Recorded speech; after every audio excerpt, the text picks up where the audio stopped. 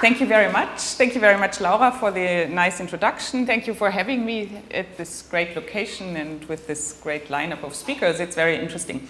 I'm a behavioral economist, so I don't do market research. I do research on market behavior, as we call it, but I'm an experimental economist, and I will try to tell you a little bit about the perspective of experimental economics on the concept of identity. And I will give you a kind of a tour of various of my projects that have, I hope, an interesting relationship to this concept.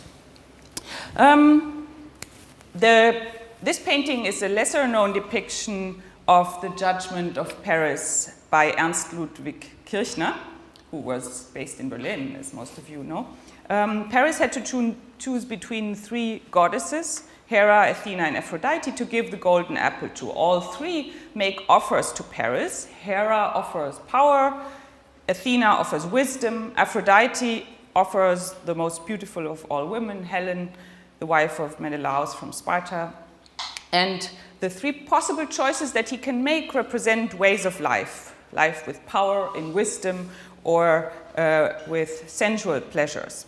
We know that Paris chose Helen, thereby causing the Trojan War, but this is another story. Let me focus on the aspect that is the domain of economics, namely choice. Paris has to make a choice, and this choice can be used to construct his preferences. This is what economists do. He prefers beauty over wisdom and power, and this choice is in direct relationship with his identity. Before his birth, a prophecy warned that he would be the ruin of Troy. Therefore, King Priam, his father, attempted to kill him to avoid this fate. Without success, he survived. His choice was in a way predetermined and foreseeable. In my talk, I'm going to look at choices and how they are affected by the decision maker's identity, although I'm not going to talk about predetermination.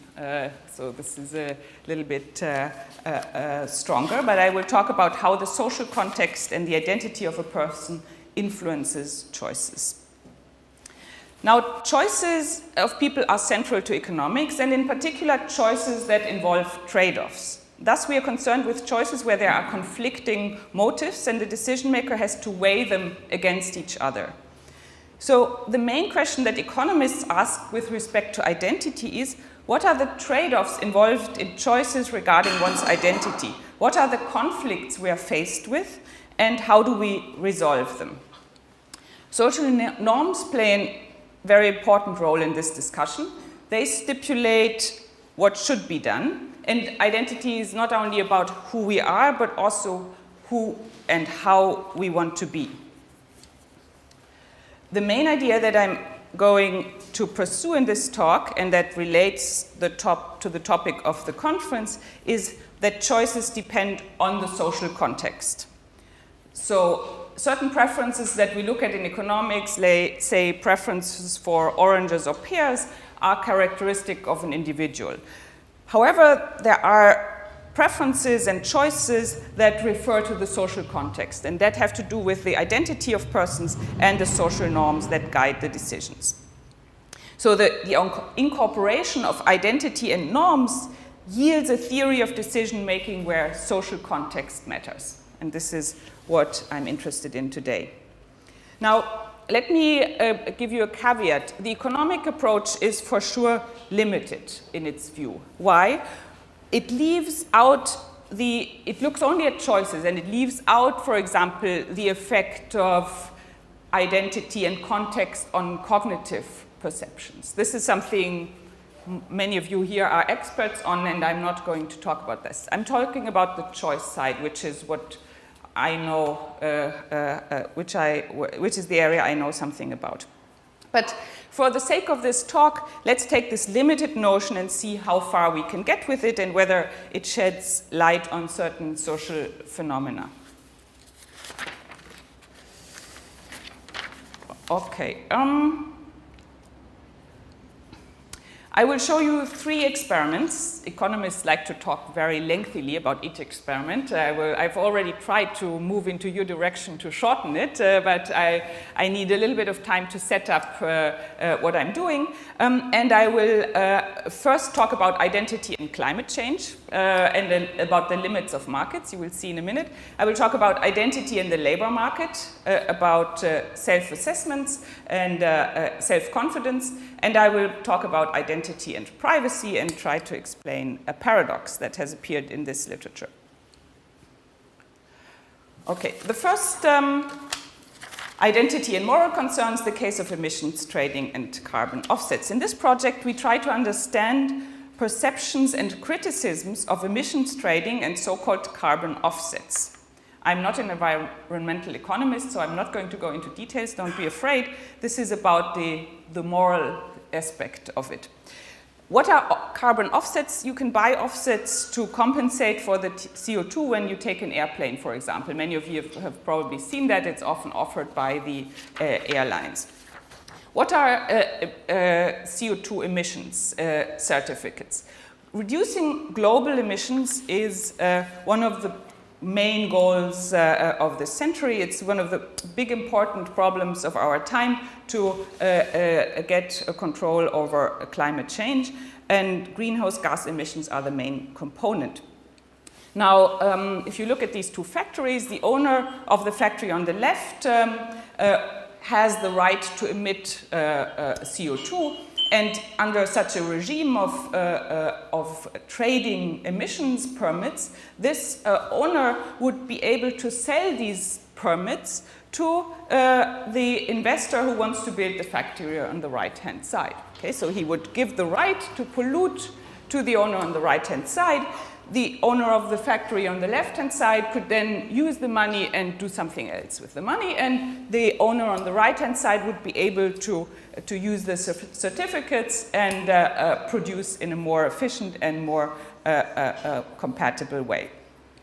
Now, the nice thing is that if you have markets for emission permits, they can ensure that such, as we call Pareto improvements, happen, both at the national level, but also internationally. Okay? So from an economist's point of view, these types of markets have many nice features. And they can solve a lot of problems in an efficient manner. Now, however, there is a lot of resistance to market-based solutions. Here are a number of quotes. The Earth Island Journal, this is an activist journal, says, Congress's new cap and trade scam, so cap and trade is another word for emissions trading, would put the church's indulgence scheme to shame. So they compare emissions permits with the medieval practice of indulgences. You buy your way out of the mess by paying others to clean up for you. So you get absolved from the sins. Or Pope Francis in his encyclical says the strategy of buying and selling carbon credits may simply become a ploy which permits maintaining the excessive consumption of some countries and sectors. So in his encyclical about saving the planet, he explicitly said that this is not a good idea. Okay? Here is a climate scientist who actually fights CO2 emissions and is not a climate skeptic, as they call them, although I don't know how you can be skeptical of the climate, but that's the term that is used. He says, a successful new policy cannot include any offsets. The public must be firm and unwavering in demanding no offsets, because this sort of monkey business is exactly the type of thing that politicians love and will try to keep. And finally, The Guardian, our guilty consciences appeased, we continue to fill up our SUVs and fly around the world without the least concern about our impact on the planet. It's like pushing the food around on your plate to create the impression you have eaten it. Okay, so there's a lot of criticism of this economic approach to climate change, and the question that we have is, why is that the case? And our hypothesis is that there is a kind of moral responsibility for cleaning up your own mess. Okay? So it's immoral to buy your way out of your responsibility. And this could explain people's resistance to emissions trading and carbon offsets. Okay? Now, What we do is we run experiments in the lab and we try to figure out whether that's a potential motive. The problem is, if you look at the facts, it's very difficult to separate this explanation based on moral responsibility and the question of who we are and who we want to be, to separate it from alternative explanations. For example, William Nordhaus, an economist, in reaction to the Pope's encyclical, said the Pope simply doesn't understand it. Okay? He doesn't get it, and that's the reason why he is opposing it. Okay? That's one other explanation. There are also people who say that they don't agree with the economic assumptions. Trade will not happen in the way it's proposed to happen, and so forth. Or it could be that the governments who run these emissions markets are not doing well. The agencies are corrupt. The companies who sell you the carbon offsets don't really plant the trees, so you could be afraid that this is. So there are a number of reasons why you could oppose it. So we use the lab experiment to study the existence and importance of moral considerations. Okay, let me show you the experiment that we ran. Very simple. We have pairs of participants, A and B. In part one of the experiment, they both had to work individually on a task. Participant A worked on a chickpea task. I will explain to you in a minute what it is. And participant B had to solve simple math problems, do additions on the computer. And both received a piece rate of 10 cents for each task successfully completed. Now, what is the chickpea task? That's important. That's something we came up with in order to study our question. People had to throw around 300 chickpeas into a bowl. They had to stand behind this line. These were student participants. And the bowl you see on the floor. And it's very hard, actually, because they all jump out. After doing that, there were around 270 chickpeas on the floor on average. So this is what it looks. So the participants A basically created a mess, and they were responsible for this mess, right? That's the very easy idea. Now in part two, this is the interesting part now.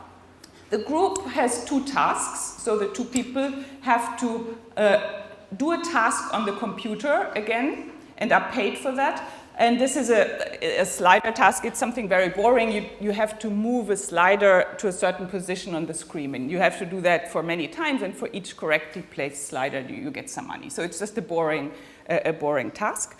And they also had to clean up the room. Okay? And the payment was as follows. If they clean the room, sorry, I have to stand here. If they clean the room, then for every slider placed correctly by participant A, they received 20 cents. And for every slider placed correctly by participant B, they received 10 cents. And this was the group payment that was then split evenly among the group members. If they did not clean, then nobody received anything. Okay, so it was important to do the cleaning as a group. Okay, now, how did it proceed? How did we proceed? A and B are together in the main lab. They cannot communicate, as is always in economic experiments. We try to keep everything anonymous and under control. Player A moves to the room with the chickpeas, and A has 4 minutes to work. And in this time, he or she can first clean up all the chickpeas and then work on the slider task, or work on the slider task the whole time. Then A is brought back to the main lab, B is brought to the room with the chickpeas and decides whether to clean if A hasn't done the cleaning, okay? And then work on the slider task or only work on the slider task. This is the setup, okay? What are the predictions here? Okay, suppose the two players want to maximize the money they're earning. And let me say that in economic experiments, we welcome the people to the experiments and we tell them, this is an experiment where you can earn money. We focus them on earning money. And in every economic experiment, how much you earn depends on your choices. So we incentivize them, we focus them on money to control behavior in a certain manner, okay? So this is, and therefore this is a salient thing. What does payoff maximization predict in this little game that we set up for the teams? Someone needs to clean up for sure, otherwise they don't get any earnings in the second stage, right? A earns 20 cents per slider for the group, B earns 10 cents per slider for the group. Hence, it's optimal that B does the cleaning because A has a higher piece rate, right?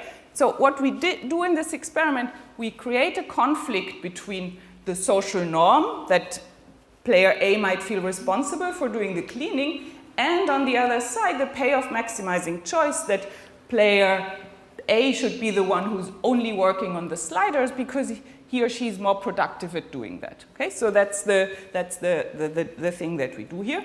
Now, what would a moral responsibility predict? A would feel responsible for her own mess. She would therefore clean up herself, and this would reduce the group's payoff. Okay, that's the idea. Now, what are the goals of the experiment? We want to capture the idea of a moral responsibility in a very simple setup. We use this loaded task of someone making a real mess and being responsible for that in a very stylized and simple setting. So it's very easy to understand for the participants. There's no, the Nordhaus argument. It's not clear what's going on. Does not apply here. And we can also avoid alternative explanations. I will come back to that in a minute when I show you a control treatment. What are the results?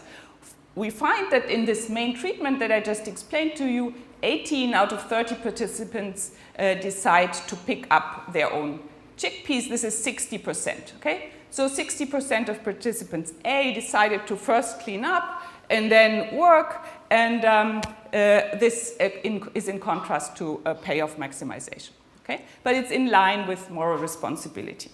Now you could argue, okay, there are many other explanations for why player A would do that, right? For example, player A might dislike the slider task, so they see that beforehand, before making a choice what they want to do, so they can experience it a little bit, and it could simply be that player A doesn't like it and thinks, picking up chickpeas is a lot more fun, so let's do that. Or player A could feel very underconfident in the slider task. She could think, I'm really bad at it, so let's the other player do it. Or you could fear that B doesn't do the cleaning up afterwards because he comes to the room and you cannot communicate with each other, right? Or it could simply be a mistake. Now, we run a control treatment to control for all these alternative explanations, which we call third party. The only difference here is that it's not player A who throws the chickpeas on the floor in the first part, but it's the experimenter. So player A and B in this control experiment both work on math tasks in the first part, and the experimenter throws all the chickpeas on the floor. Okay? Now there's no moral responsibility of A, but all the other explanations are still there, right? Could be that A doesn't like the task, and so forth. So now, by comparing these two treatments, we can separate the effect of moral responsibility. Okay? And what we see is that the percentage of players A goes down to 30% who do the cleaning. Okay? So there's still some people who do it, and this portion can be explained by all these alternative explanations, but removing the moral considerations makes A significantly less likely to clean. Okay. One more thing, you could say, you don't have to read all this, you could say, what has all this to do with climate change? And that's well taken, right? And I'm saying this is a very small experiment about a certain motive that we can isolate. But there's one indication that maybe there is a little bit of a relationship. We had a post-experimental questionnaire where we asked them about some general views. So, for example, what do you think about the statement governments should support equal income or wealth? What do you think about the statement governments should protect the environment? Taxes for rich people should be low, and they could indicate how much they agree to that. And the one item where we find a huge correlation with the probability of cleaning up in the role of player A was the item individual responsibility is important to prevent climate change. So there was this notion when those people who agreed to this statement were much more likely than others to do the cleaning themselves. So there is some, indication of some external validity of the experiment. Okay, so I would phrase the result of the experiment as an example of how identity can act as a constraint on markets. The idea that emission permits are something that is marketable are in conflict with certain views of with certain views of people and social norms that they hold. People are willing to forego money for that. The moral responsibility in our experiment reduces the earnings of the participants by approximately 20%. And it's consistent with the interpretation that trading emissions permits contradicts notions of moral responsibility and identity. So one way out of that is, of course, to consider different policies, such as, for example, pollution taxes that feel more like a punishment than a market. But that's another topic. I don't want to go into too much economics here. So let me move on. So what do we learn from this about the topic of identity? Social norms of cleaning up affect choices.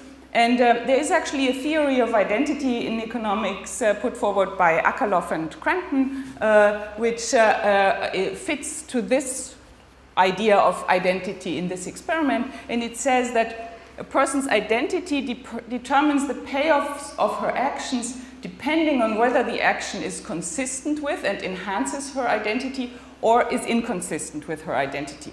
And going back to the chickpeas framework, a person gets extra utility from cleaning up if she feels obliged to do that. And therefore she trades off this extra utility with the losses in payoffs, and possibly if the social norm or her notion of obligation is strong enough, takes this choice.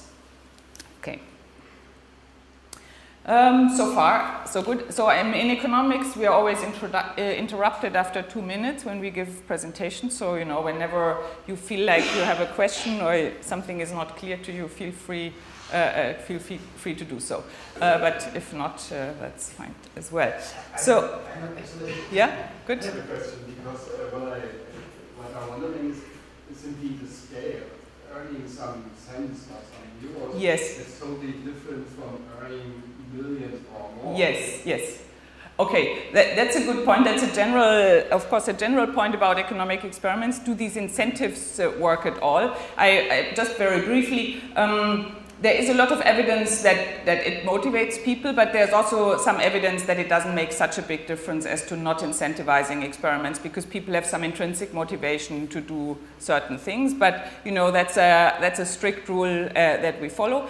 Another thing to say is that there's also, it's very clear that people do not integrate these earnings with their overall income in life. So you have something that is called narrow bracketing or framing. So you frame this little event of the experiment as one earning, and then, you know, earning 5 euros as opposed to 15 makes a big difference to people. So that it works also because of this psychological effect quite well.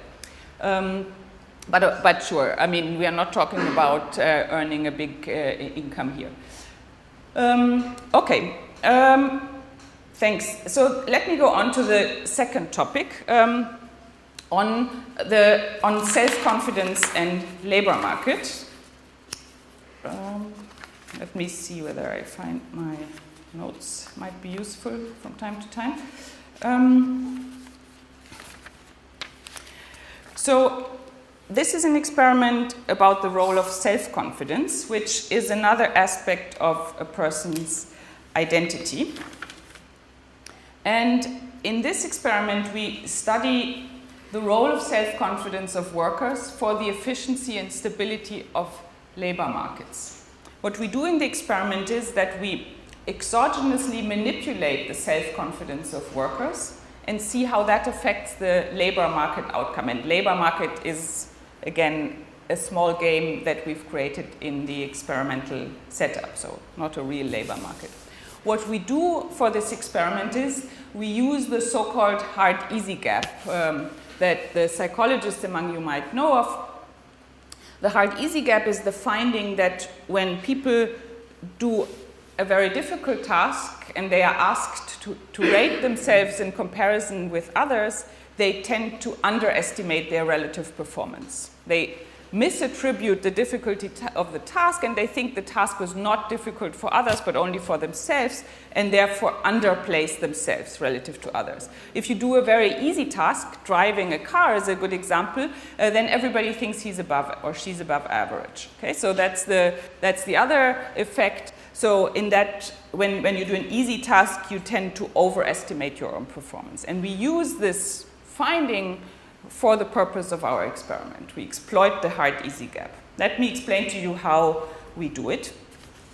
In the experiment, we set up a labor market with 13 firms played by participants in the experiment. And these firms were ranked from good to bad. So people were told, you're in the role of the firm, you're firm 1, that would be the best firm, firm 13 would be the worst, and they knew. And we had 16 workers, also played by participants. Each firm can hire 1 worker, so 3 workers don't find a job. Workers and firms are again paid according to the outcome of the market. So the workers get a higher payoff the better the firm they get a job with. So if I get a job with firm 1, then I earn the highest payoff. Okay? That's the goal. That's how we motivate people. Now, firms also get a higher payoff the better the worker they hire, the more productive the worker they hire. But the workers' productivity was not assigned by us randomly, as in the case of the firms, but was determined by a task that they had to perform in the experiment. And there were 2 treatments in the experiment, that's important. In the task in the treatment called over, subjects again had to solve additions. We like to make them solve additions for 5 minutes. And the people in the role of the workers were ranked according to the performance in the additions task. So the person who did the most additions had rank 1, rank 2, and so forth. Okay, so that we call productivity. Okay, worker 1 with the most additions is the most productive, and with the least is the least productive. In the other treatment that we call under, people did not have to do additions, but they had to solve very hard logic questions that we took from IQ tests. Okay? Again, for 5 minutes. Again, we ranked them according to this. Now you can already see one is a relatively easy task. The additions task is something that most people can do, right? It's something mechanical, you know how to do it, whereas the logic questions are actually really hard. So we induce, by using these 2 tasks, in one game, in one treatment, we induce them to be relatively more overconfident than in the other. The names of the treatments already allude to the predicted effect in terms of overconfidence for the additions task and underconfidence for the logic task. Okay. Now, how did the labor market work? Let's turn to this. The market game has 2 stages, okay? That's important. And let's start at the end. In the market, let's suppose, and this is only for simplicity, that the second stage is very simple. All workers and firms that have not yet been matched participate. The productivity of the workers is revealed, so everybody learns that this is worker 1 who did best, this is worker 2 who did second best, and so forth. And the assortative matching is implemented. So this would be if we would all be in a room and we could freely match and I could see which rank you are. This is what we would probably get if a decentralized market would be working and there are not very many frictions. Okay, so the best worker would be matched with the best firm, the second best worker with the second best firm, and so forth. And in the experiment here in this stage, no decisions were taken. This was just done automatically. So people knew if they reached the second stage, this is what would happen. Okay, that's important. Now, now of course here there's no room for self-confidence, right? That's boring. So how do we get the self-confidence into the game? The first stage is the interesting part. Okay, the firms know which rank they are. I know that I'm a good firm or a bad firm. but there's no information provided about the productivity of the workers. Each firm can now make an offer to a worker, but without knowing whether that's a good or a bad worker. And the worker himself, he or she can form beliefs, right? Given the task that she has done, she knows, did I do well or not? Is that a good offer from the firm, or should I rather wait for the second stage where I can get something according to my perceived ability? Okay?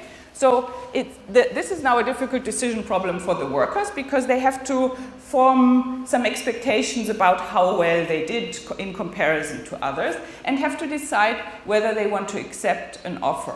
So I'm a worker and I receive an offer from, let's say, firm number 8. What do I have to think? I have to think, okay, if I wait, maybe if I'm really good, then I might get a better firm in stage 2, right? If I wait. If I'm not waiting and accept this offer, I can ensure against, a possibly bad outcome in the second stage. So that is where the self-confidence comes in, right? And that's something that, also captures real labor markets, because in real labor markets, often when you search for a job, it's quite disorderly. You get some early offers and you have to decide whether you want to do that or you want to wait longer and wait for something better coming up. But you often cannot coordinate and you cannot hold an offer that you have early and wait for better offers to come. So this has also a more interesting economic implication that I don't capture today, but I'm doing this not just for the sake of talking about self-confidence, but also for other aspects. Yes, Vittorio? Just clarification. Yes. Do participants know how they rank in their performance, or you rely just on the Yes, very good question. The workers don't know. That's of course important. I mean, they only in the second stage everything is revealed, right? And then the assortative matching is formed. But in the first stage, not. That's why they need to form the beliefs, and that's how we can exploit the hard-easy gap, right? That we predict that they would tend to be more underconfident when they do the hard logic task than when they do the additions. Yes, that's very important. Okay. The prediction then is that we should see fewer early matchings and less, and I will talk about market instability in a minute, fewer early matchings should be seen in the treatment where people do the additions task than where they do the logic task. Why is that the case? Well, because in the logic task, we predict them to become pretty underconfident. Everybody thinks he's the worst in extreme, okay? If you think you are the worst, you should accept any early offer except from the worst firm, but the workers, even for the worst firm, because some of them will be unemployed, right? There are fewer jobs.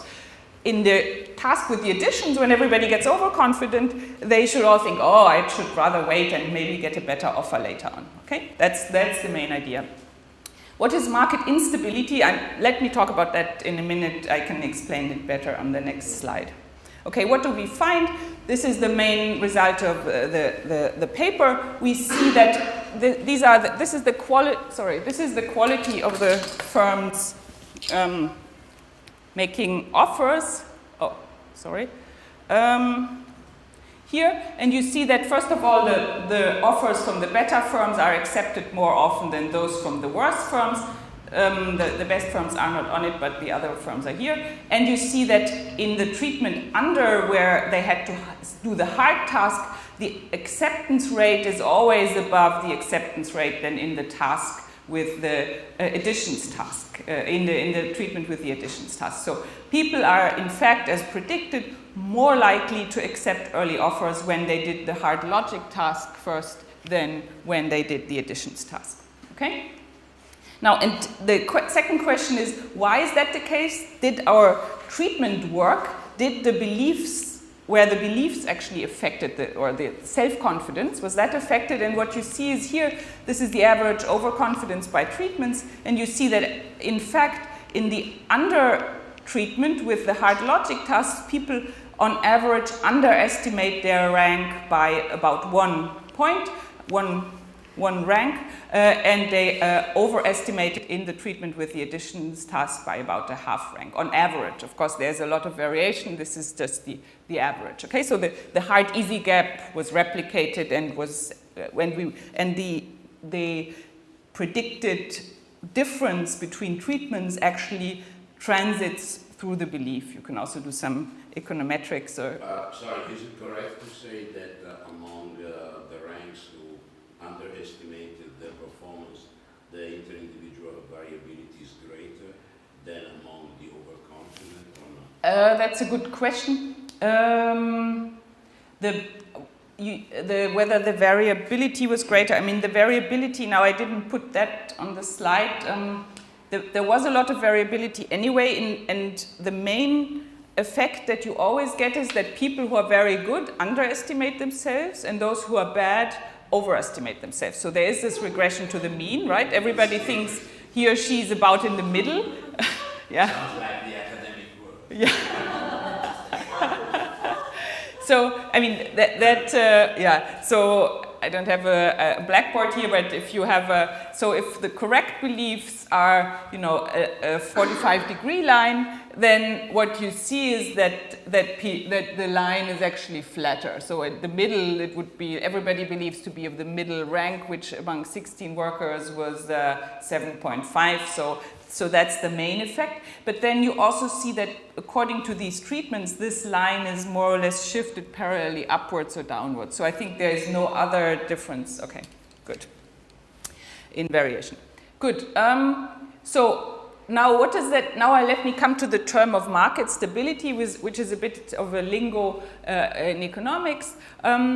Actually, the assortative matching was never reached in none of the two treatments. So there was always some early matching such that not the best worker and the best firm and the second best would be matched, right? And here on the little picture, you just see an example of a non-assortative matching resulting. Now, what do we mean by stability? By stability, we mean the absence of blocking pairs. What is a blocking pair? A blocking pair is a pair of individuals that prefers to be matched to each other instead of the suggested matching. So if this is the matching that comes out of the market game, then you could have people that would prefer to be matched but are not matched together. Okay, so for example, these two guys, this one is matched to the green one, this is to the red one, but actually they would both be happier together. They would form a so-called blocking pair, and we call that instability of markets, because that would mean that, you know, there's still possible trade gains from trade. So people could get together and say, okay, we don't accept this, we can do better than that, okay? And that's a sign also of an inefficient matching. And we find if we use this number of blocking pairs as the measure, that there are actually more blocking pairs in under than in over. Okay, so what do we conclude from that? We show that relative underconfidence is a source of market instability in such a setup. You know, I'm not talking that this is the most realistic market, but there are actually markets that function like that. So it's not totally out of the blue. And we show that collective shocks to self-confidence, for example, you could have changes in modalities of exams or admissions criteria, can cause market instability. And the main point when I talk to economists here is then to talk about market design, how to change the design of such labor markets to limit early matchings and to limit the role of biased self-assessments on their impact on market outcomes. You can try to limit early contracting, you can try to synchronize dates when offers go out and when have to be responded to, but you can also, of course, give more performance feedback to have less biased self-assessments. Now, what is the point here for identity? I think that self-confidence and relative self-assessments form part of a person's identity, and the experiment demonstrates that this aspect of identity is, first of all, rather context-dependent, right? We have shifted it around easily in the experiment, and secondly, it can affect market outcomes in a certain manner. Yes? So you taking the difficulty of the task, yes, and relating that to the confidence of the person performing the task. But do you think the difficulty of the task might also affect the perceived importance of the task, so that there might be a shift away from using the task as the only decision criterion, and then maybe using other unknown or arbitrary decision criterion? So you mean for the firms? I mean, you know, I'm not making any claims about the reality of I don't really understand what you mean by the So, how important the task is taken. So I mean, I'm not claiming that this is that one of the tasks is very realistic. I'm just using the tasks to manipulate people's self-confidence, and it's more of a proof of concept, maybe, to put it like that, than claiming that, you know, the tasks themselves have some external validity outside of this little game that we set up in the lab. But maybe you can rephrase your question. Sorry. Yeah, I'll explain. So I noticed that there seems to be a bit more variability in the under than the over, just by the size of the air blast. Yes, that's true. And then also you put the subjects in a situation where they're forced to take a decision. So and in that decision there'll be many factors. In the context of this experiment, you're trying to have that factor be self-confidence. But when a subject's taking a decision, there may be other factors involved. And do you think that the relative importance I of see. the task? Okay. That's a good point. So let me try to answer that. So that's of course the main point that we want to make, is to say that the difference in the labor market outcomes, in the amount of early matchings and in unstable non-assortative matchings, is affected by the self-confidence, right? That's the main claim. And the way we do that is we have a regression analysis where we elicit beliefs. So we ask people, where do you think you are? What is your rank? If we include that in the regression, the treatment dummy becomes insignificant. So everything transits through the beliefs. So that's something I've just argued now, but we can actually show that. But it's also true, of course, that, and by that we try to argue that, you know, you could, as you said, you could imagine other effects. So the logic task may make people really confused because it's so hard and they couldn't do anything, and then they make funny decisions. So these would be other channels, but we try to exclude them by doing this type of analysis. Okay. So yeah, so we have more on that in the paper. That's of course the central theme. Okay, now the last very small experiment and study that I want to talk about is about identity and privacy. Privacy concerns are on the rise. Here you see the percentage of books containing a word combination and the release date of the book. This is taken from a Google thing. And you see that nuclear threat, you can't read it probably, nuclear threat is the red line, that has been on the decline, but privacy concerns has been going up. So people are worried, we all know that. And they are worried, but there's also a fun paradox about their behavior. You might also know that. Here's a quote from a journalist, Austin Hill. He says, ask 100 people if they care about privacy and 85 will say yes. Ask those same 100 people if they'll give you a DNA sample just to get a free Big Mac, and 85 will say yes. Okay, so this paradox has been described quite a bit. And what we do is, let me go on to the next slide. There are a number of explanations for this paradox. And we want to look at them a little bit more closely. There could be switching costs sometimes. So, I mean, if you are asked to give away your data, if you buy something on the internet and you've plugged in everything, and then at the end they ask you for your phone number and a few other things, you're just, you know, I filled all this in, I don't want to do that again, so I'll just give it away. That could be something, right? Or it could simply be that the data that you provide when you give away your DNA is you don't perceive it as sensitive. You think, yeah, that doesn't matter, right? You just give it away. It could also be that you get huge incentives for the data provision, you get rebates or the Big Mac in the example before, and therefore you do it. So you are concerned, but there are big benefits out of giving away the data. But it could also be that people have time inconsistent preferences. So at the moment they do they give away the data, they buy something, they don't think of the future. They only think about today, and they're happy about that. But when they are asked this general question, are you concerned about your identity, your privacy, then they think a lot more about the future, and this time inconsistency then creates the paradox. Okay, that's another possibility. Yes? Let me suggest that this swamps everything is called convenience. Convenience. Okay, so I think convenience would be maybe in switching costs. Okay, but convenience is a nicer word. I will change it. Okay. Now we asked, what can the paradox be replicated in an experiment, and if yes, what causes it? So here is a very simple design. No more complicated game. I promise you. I put the most simple one in the end. Participants were invited to the lab. These were again students. We always run mostly run experiments with students in the lab. They could buy a DVD at one of two online stores, Silverdisc Frankfurt and Silverdisc Cologne.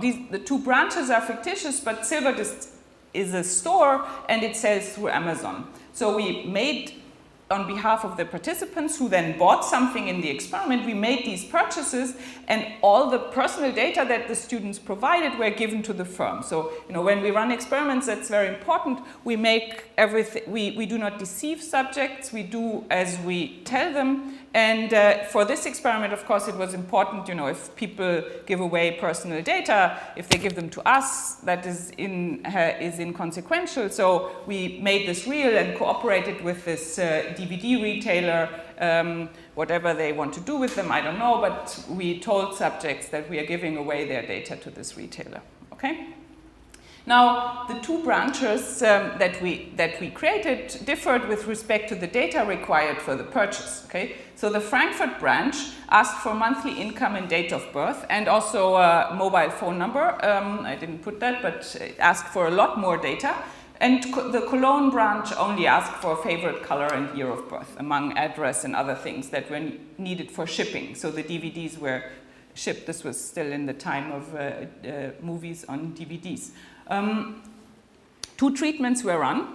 In a treatment that we call DIF, all prices in the Frankfurt branch were €1 lower. Notice again, Frankfurt is the one that asks for more data, so we made that cheaper, okay? So there's a conflict again between monetary payoffs and, the protection of your privacy. And in the other treatment, all prices were equal, okay?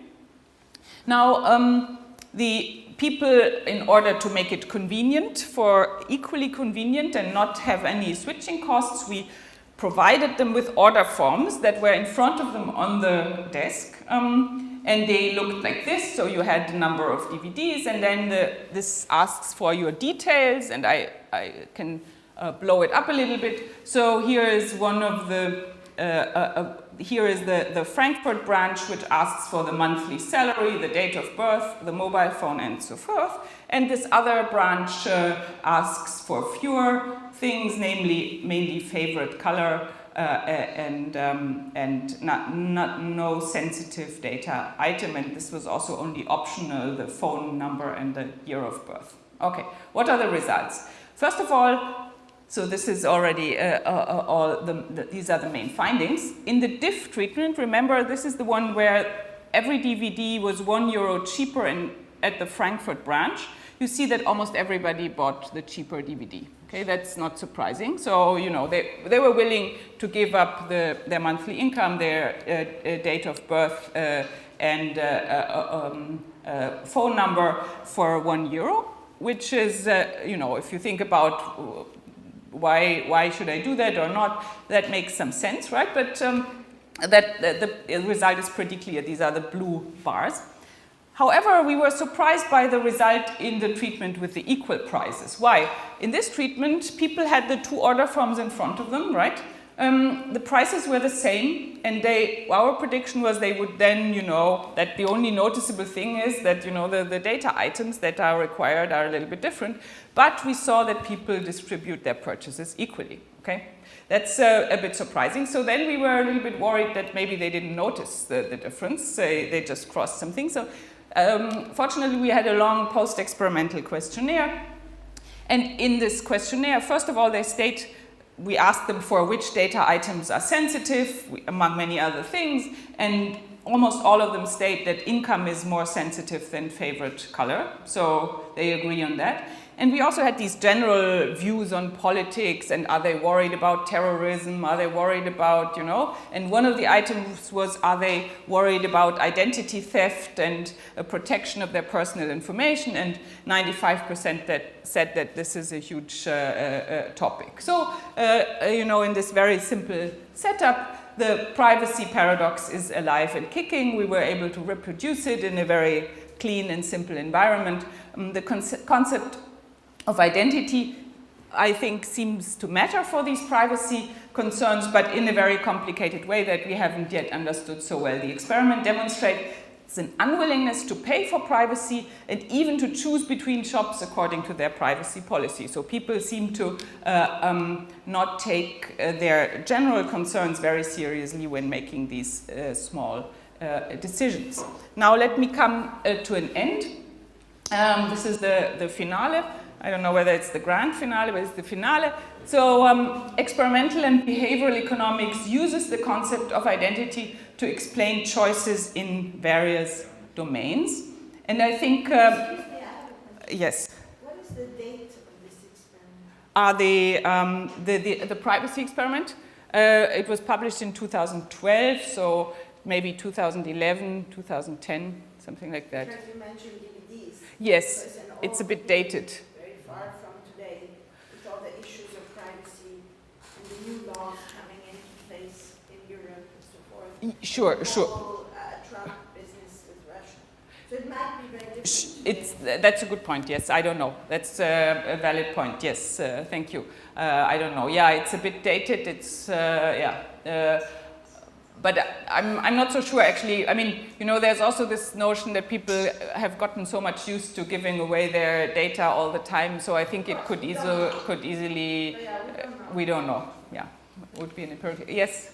I have one question regarding the experimental setup. Did the people agree to have it? That's a good point. Yeah, of course So I ran these experiments with 2 computer scientists, and they knew, that's the main strategy to avoid providing information, to provide fake information. So the only thing we did was we checked afterwards whether the numbers they provided made sense, and we made some phone calls to check whether the phone numbers were correct, but that's all we could do. And in the post-experimental questionnaire, I think we had a question asking them, and I think only 1 or 2 indicated that they would use this strategy when being asked for information. Yes, yeah. Okay. So I think this was a more tour d'horizon of what types of experiments I do that I think bear some, have some bearing on the concept of identity and the role of social context and social norms on choices. But I think I've also showed you how wide and how broad the notion of identity is here. So I think let me conclude by giving you a pro and a con of this approach. I think it's nice that you can easily set up these experiments to demonstrate the role of identity and social context. And however, I think that in economics, at least, there's really a conceptual vacuum of how we should understand identity. So is it a set of social norms? This is the theory by Akerlof and Cranton, and I think it captures a portion of what we want. And that was mainly the first experiment. That was an example of this type of notion of identity. But there is also this concept of a self relative to others that came out a little bit in the labor market experiment.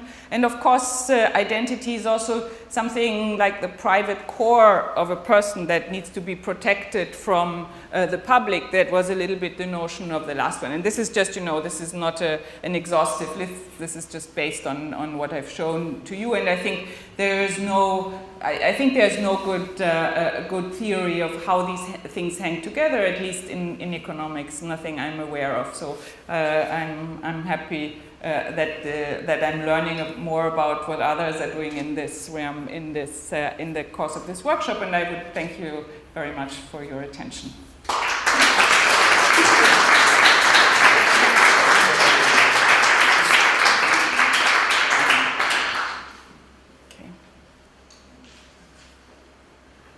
questions. Yeah, sure. So thanks. I really like the experiments, particularly the first, the chickpea mess experiment. But I wonder how well it matches onto the idea of the tradable CO2 quotas. Because if you say that translates into that you would be rewarding people for not clearing the floor. And I think where a lot of people would have more problems with the idea of the tradable quota is the idea that if you had a really messy factory where you get a lot of quota that you sell, and if you previously clean up after yourself, you will actually get fewer quotas.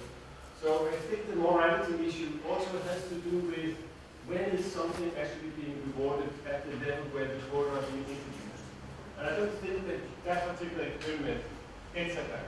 You would get at that if you were basically saying, well, you left a mess behind you, and therefore we will reward you for leaving that type of mess. And that can be translated into another situation.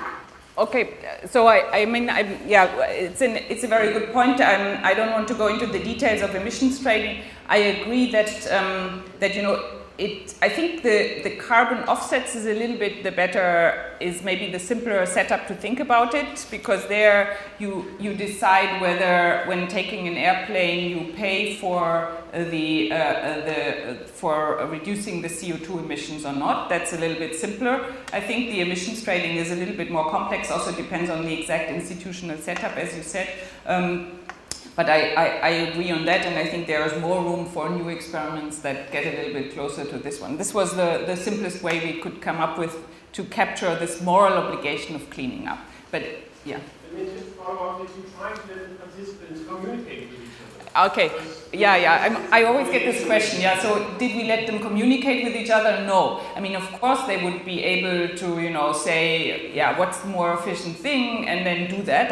I'm pretty sure that was what we would see, right? That they would say, okay, I shouldn't do the cleaning, you should do the cleaning, let's do it and let's earn the most of the money. But that's not what we are interested in. We are trying to measure here this feeling of being obliged to do it, right? That's why we didn't run this treatment. Well, it would actually show the negotiability of morality, which is a really important issue when it gets to how socialization unfolds. To see what will they do under those circumstances. Sure. No, I mean, but Sure.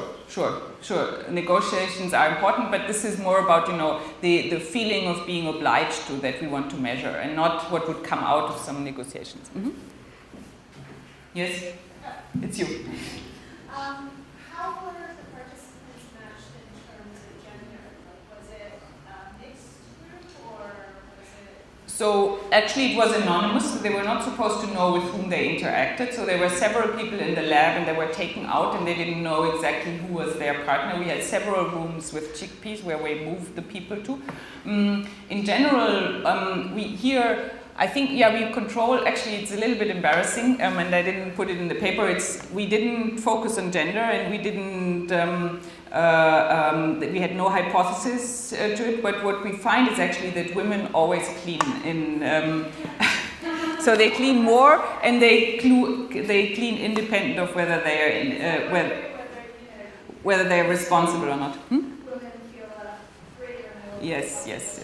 But, you know, we didn't have this hypothesis in the beginning, so we were a bit reluctant to expose do this. But, yeah, it's a good point. And we have it in the paper, but we don't make a big point out of it. Mm-hmm.